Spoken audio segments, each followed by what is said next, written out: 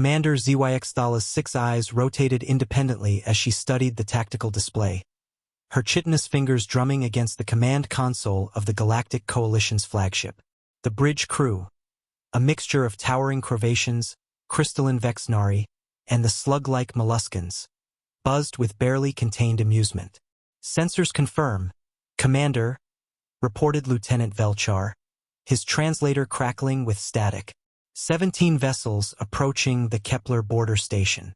They're minuscule. Each ship measures approximately 200 meters in length. A ripple of laughter echoed across the bridge. Even the normally stoic Vexnari communications officer seemed to shimmer with what passed for their species' version of mirth. 200 meters? Zyxdala's mandibles clicked in disbelief. Her own dreadnought stretched over 15 kilometers from bow to stern, bristling with plasma cannons that could crack moons. The Coalition's smallest patrol craft was still triple the size of these approaching vessels. What species builds toys and calls them warships? Unknown configuration, Commander. The design is primitive. Metal alloys, chemical propulsion systems, and what appears to be projectile weaponry. Our databases show no match. Zyxdala's amusement soured into annoyance. Some backwater species was clearly attempting to make contact with the Coalition, probably seeking protection or trade agreements. She had better things to do than deal with primitives who hadn't even discovered plasma technology. Hail them. Let's get this over with. The view screen flickered, revealing a cramped bridge where bipedal creatures in blue uniforms sat at control stations. The being in the center chair had pale skin, short dark hair, and remarkably alert eyes that seemed to take in every detail of the Coalition bridge in seconds.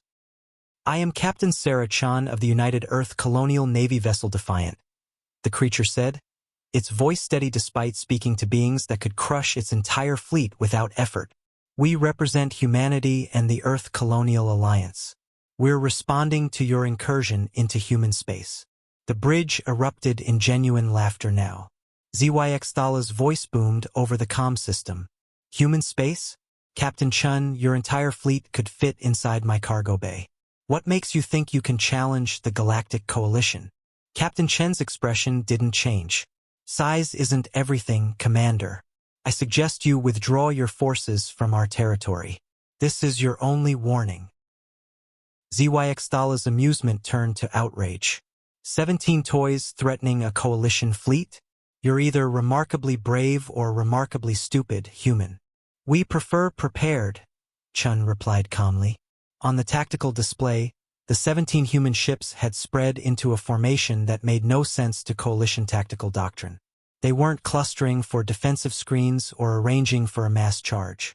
Instead, they moved with purpose that Zyxdala couldn't decipher.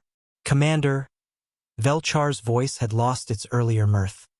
"I'm detecting massive energy signatures from the human vessels. These readings, they're impossible.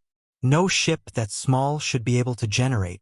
The first human torpedo struck the Coalition flagship's forward shields with the force of a collapsing star. Alarms shrieked as systems overloaded. Before Zyxdala could process what had happened, 17 more projectiles, each no larger than a shuttle, slammed into her fleet. The Cravacean dreadnought Bone Crusher simply vanished in a flash of converted matter. The Vexnari cruiser Crystal Song fractured into a billion glittering pieces. Within 30 seconds, 8 Coalition vessels had been reduced to expanding clouds of debris. "Impossible," Zyxdala whispered, watching her tactical display turn red with casualty reports. "How?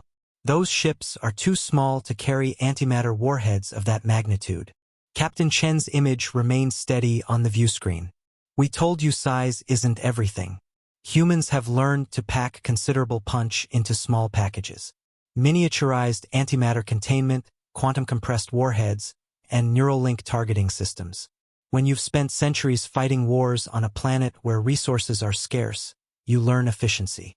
Zyxdala stared at the human captain, finally understanding. These weren't primitive vessels at all. They were the product of a species that had perfected the art of making every gram count, every system serve multiple purposes.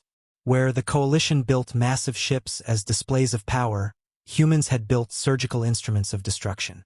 "What do you want?" she managed to ask. "Recognition of human sovereignty and a formal apology for entering our space without permission."